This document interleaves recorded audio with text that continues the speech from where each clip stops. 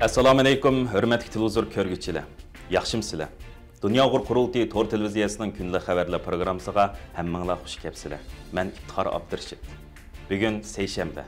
Hurmatli ko'ruvchilar, tövəndə diqqətinizlər kunlik xabarlar programmamızın təfsilatında bo'lsin. Bu yil 5-oyning 23-kunidan 25-kunigacha Germaniyaning Minxen shahrida chaqiriladigan 3-navbatlik Sharq Turkiston Milliy Kengashi bilan Onunğa paralel halda ötküzüladigan Uyghur Yaşları Kengişinin tayyorlik xizmatlari oxirgi bosqichga qadam qo'ygan va tayyorlik komitetining bildirishicha, bu navbatlik Milliy Kengashga 20 dan ortiq davlatda qonunliq akt faoliyat olib berayotgan 60 dan ortiq Uyg'ur tashkilotining asosli mas'ullarining, shundoqla 30 ga yaqin davlatdagi qo'lliq siyosiy faoliyatchilar, hurmatga sazobar jamoat arboblari, peshqadam milliy ustozlarimiz, elga tanilgan Uyg'ur olimlari va diniy ulamolarimiz, Sod sanoat sohasidagi vakil xarakterlik vatanparvar arboblar, yoshlar va ayollar vakillari, Sharq Turkistonlik har qaysi turkiy millatlarning vakillari, shundoqla Sharq Turkiston xalqining taqdiriga va vaziyatiga yaqindan ko'ngil bo'layotgan chet ellik siyosiy arboblar, hukumat va parlament a'zolari, xalqaro kishilik huquq tashkilotlarining mas'ullari, chet ellik qonunshunoslar, turk islom tashkilotlarining mas'ullari, Tibet, Janubiy Mong'oliya, Tayvan, Hong Kong vakillaridan bo'lib, jami 200 nafardan ortiq vakil taklif qilingan bo'lib, rasmiy taklifnoma avatilgan bu aziz mehmonlarning mutlaq ko'p qismi Minxen shahrida chaqirildigan 3-navbatlik Sharq Turkiston Milliy Kengashiga bevosita kelib qatnashadiganligini bildirgan edi. Bu navbatlik Sharq Turkiston Milliy Kengashi bilan Uyg'ur Yoshlari Kengashining ochilish va yepilish marosimi birga o'tkazildigan bo'lib, dunyoning har qaysi ellaridan kelib yig'iladigan Uyg'ur yoshlari vakillari Milliy Kengashga parallel holda o'z oldiga ayrim muzokara olib boradi. Yoshlar Kengashiga qatnashadigan vakillar asosligi Dunyo Uyg'ur qurultiyi va har qaysi qarindosh tashkilotlarimizning yosh rahbarlari, har qaysi ellarda aktiv faoliyat olib berayotgan ko'zga ko'ringan yosh faoliyatchilarimizdan bo'lib, 60 nafardan ortiq Uyg'ur va boshqa turkiy millatlardan bo'lgan jangovar yoshlarimizni tarkib topgan bo'lib, yig'in jarayonida Yoshlar Kengashi vakillari bir qism peshqadam milliy kurashchilarimiz va milliy ustozlarimiz bilan Uyg'ur davosining buningdan keyingi yangi strategiyasi va Uyg'ur xalqining kelgusi taqdiri masalasi ustida ayrim muzokara va savol-javob shaklida dialog o'tkazadi. 3-navbatlik Sharq Turkiston Milliy Kengashini chaqirish qaror qilingandan buyon qurultay markaziy ishxonasi Minxen shahridagi Uyg'ur jamoatining vakillari bilan bir qancha qatim maxsus yig'in o'tkazib, Milliy Kengashning orqa saf va kutib olish xizmatlari haqida konkret o'rinlashtirish va ish taqsimoti olib borgan edi. Mush yakshanba kuni qurultay markaziy ishxonasi yana Germaniyadagi Uyg'ur jamoatining vakillarini qurultay ishxonasiga taklif qilib, Milliy Kengashning tayyorlik xizmatlarini oxirgi qatim ko'zdan kechirib chiqishdi. Yig'inda Minxen jamoati, jumladan cho'nglar mashribi, o'tir yoshlar mashribi, yoshlar mashribi va Germaniya Uyg'ur madaniyat va ma'rif birligidagi mehribon onalar o'zlarining Sharq Turkistonning ozodligi uchun kechini kunduz qetib kurash qilayotgan sabdoshlarga sohibxonlik qildiganligidan iftixorlanganliklarini ifodalash bilan birga, Milliy Kengashning barliq orqa saf va zobxoz ishlarida Dunyo Uyg'ur qurultiyi markaziy ishxonasi bilan yaqindan moslashadiganliklarini bildirishdi.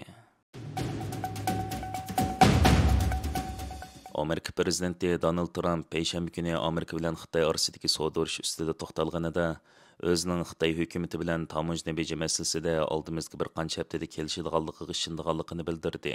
Amerika bilan Xitoy bir qancha haftadan beri bir-biriga kayni-kaynidan tamojna beji qo'yib va uni to'xtamasdan o'stirgandan keyin ikki davlat orasida keskin savdo urushi portlagan edi. Natijada Amerikaning Xitoy qo'ygan umumiy tamojna bejining nisbati 245% ketgan bo'lsa, Xitoyning Amerikaga qo'ygan bejining umumiy nisbati 125% ga chiqib to'xtab qolgan edi. Xitoy hukumati Amerika uning qo'ygan umumiy tamojna bejining nisbati 245% ketgandan keyin o'zining bu masaladagi maydonining yanada nihoyat qattiqligini bildirgan. Xitoyning Washingtondagi bosh elchixonasi chorshanba kuni bu to'g'risida X'da bayonot e'lon qilib, Xitoy bu urushlarni qilishni xohlamaydi, ammo qilishdanmi qo'rqmaydi. Agar Amerika davomli holda tamojna beji masalasida nomer o'yini o'ynasa, bizning uning bilan korimiz bo'lmaydi deb bildirgan edi.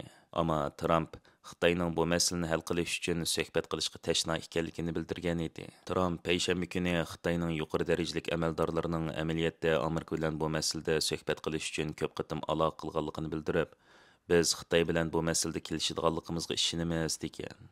Oqsaroyda o'tkazilgan muxbirlarni kutib olish yig'inida bir muxbir Trumpdan ikki tarafning kelishish uchun ketadigan vaqtni so'raganida, Trump meningcha kelarki 3-4 haftada bo'lishi kerak deb javob bergan. Prezident Tramp Xitoy bilan tamojna beji masalasida kelishish mumkinchiligi borligini e'lon qilishdan burun Xitoyning savdo ministrligi Amerika bilan bu masalada aloqa qilib borganligini e'tirof qilgan edi. Xitoy savdo ministrligining bayonotchisi He Yongchen bu to'g'risida bizning bu masaladagi maydonimiz aniq.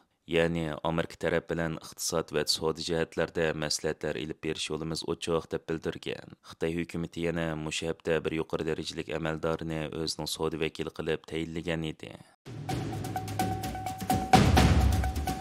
Ukraina hukumati o'zining qo'lida Xitoyning Rossiyaga qurol yarog' ta'minlaganligi to'g'risida istixborotning borligini bildirdi. Ukraina prezidenti Volodymyr Zelenskiy payshanba kuni bayonot e'lon qilib, o'zining qo'lida Xitoyning Rossiyaga zambirak va o'q dori ta'minlaganligi to'g'risida istixborotning borligini bildirgan. Prezident Zelenskiy so'zida biz oxiri Xitoyning Rossiya Federatsiyasiga qurol yarog' ta'minlaganligi to'g'risida uchurga ega bo'ldik. Biz Xitoy vakillarining Rossiyaning territoriyasida biz qurol yarog'larni ishlab chiqarganligiga ishonamiz degan.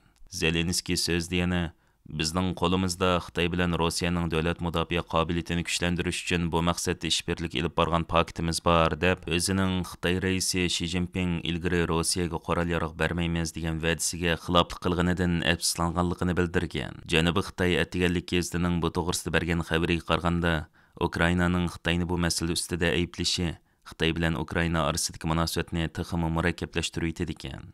Chunki Ukraina yaqindala Xitoy askarlarining Rossiyaga yon besib Ukraina qarshi urush qilgan askarlarni asirga tushirganligini e'lon qilgan edi.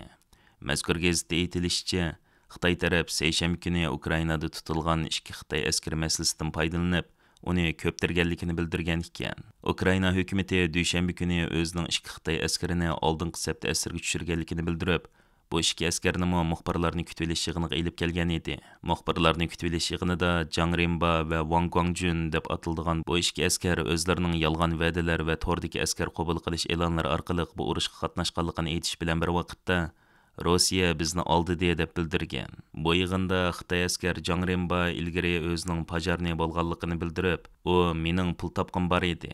Ammo men urushga qatnashib qolaman deb o'ylamagan degan. Xitoy askar Wang Guangjun oldingi safga kelib 3 kun bo'lmayla asirga tushgan bo'lib, u real urush degan biz kino bilan televizorlarda ko'rganga faqatla o'xshamaydi ekan. Eng yaxshisi urushga qatnashmaslik kerak degan. Bu ishkaylan yana Rossiyaga kelib aldanganligini bildirib, ularga Rus tarafning ko'p pul beradiganligi va urushdan xoli vaziyat o'taydiganligi va'da bergan ekan.